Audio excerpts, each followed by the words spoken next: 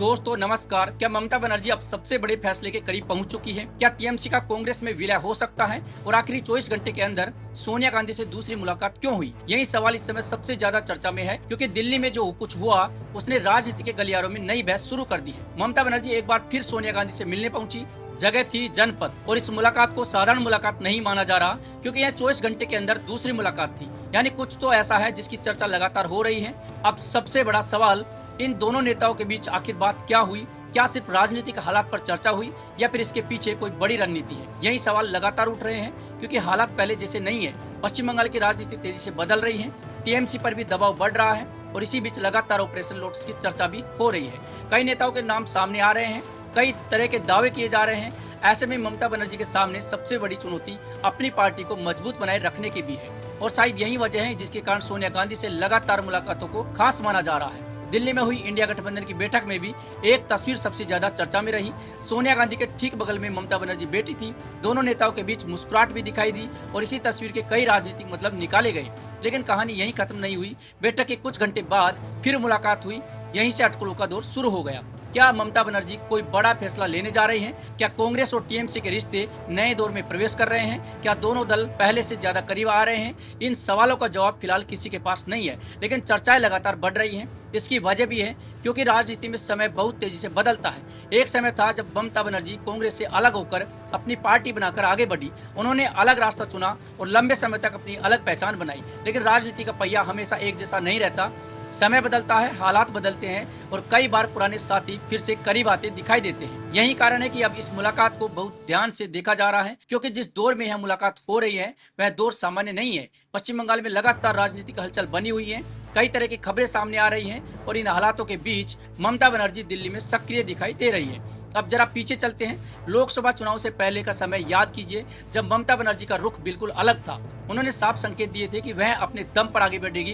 कांग्रेस के साथ चुनावी तालमेल की बात को उन्होंने ज्यादा महत्व नहीं दिया। उस समय दोनों दलों के रिश्तों में दूरी साफ दिखाई दे रही थी, लेकिन समय के साथ तस्वीर बदलती चली गई, और आज हालात ऐसे हैं कि दोनों दलों के बीच बातचीत लगातार बढ़ती दिखाई दे रही है। यही वजह है कि इन मुलाकातों को सिर्फ शिष्टाचार नहीं माना जा रहा, बल्कि इसके पीछे राजनीतिक संकेत तलाशे जा रहे हैं। अब एक और दिलचस्प बात समझिए, ममता बनर्जी की राजनीति हमेशा आक्रामक रही है। उन्हें एक फायर ब्रांड नेता माना जाता रहा है, लेकिन इस समय जो परिस्थितियां हैं, उन्होंने कई नए सवाल खड़े कर दिए हैं, क्योंकि पश्चिम बंगाल में लगातार नई चुनौतियां सामने आ रही हैं, और इसी वजह से आगे की रणनीति को लेकर चर्चा तेज हो गई है। क्या विपक्षी एकता को और मजबूत किया जाएगा या फिर कोई और रास्ता निकलेगा?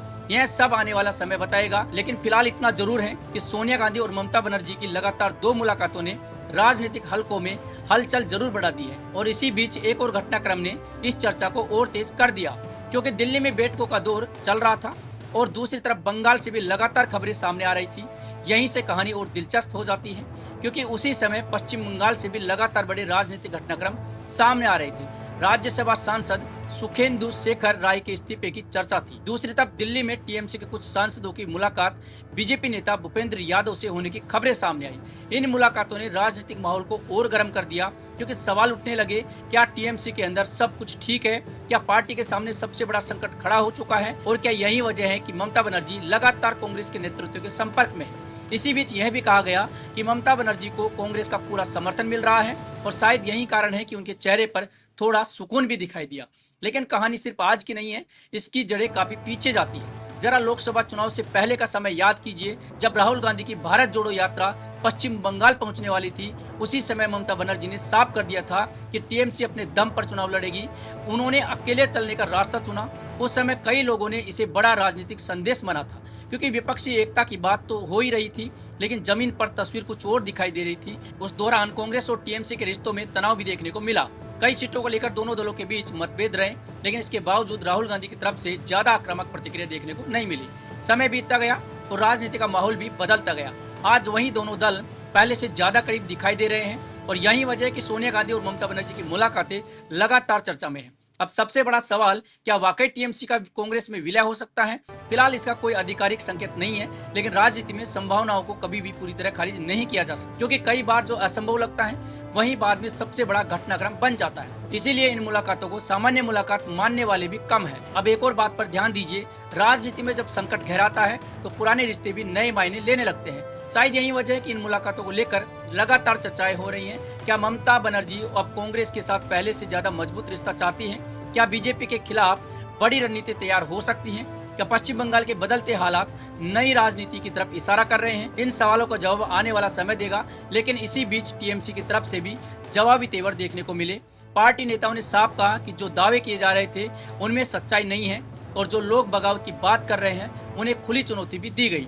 यानी संदेश साफ था, टीएमसी अभी पीछे हटने के मूड में नहीं है और पार्टी अपने विरोधियों को सीधी चुनौती देने के अंदाज में दिखाई दे रही है। यही वजह है कि आने वाले 48 घंटे बेहद अहम माने जा रहे हैं, क्योंकि सबकी नजर अब पश्चिम बंगाल पर है, सबकी नजर ममता बनर्जी के अगले कदम पर है और सबसे ज्यादा नजर उस सवाल पर है जो इस समय सबसे ज्यादा पूछा जा रहा है। क्या ममता बनर्जी के पास कांग्रेस ही सबसे बड़ा सहारा है या फिर वह अपनी राजनीतिक लड़ाई अकेले लड़ने की तैयारी में है?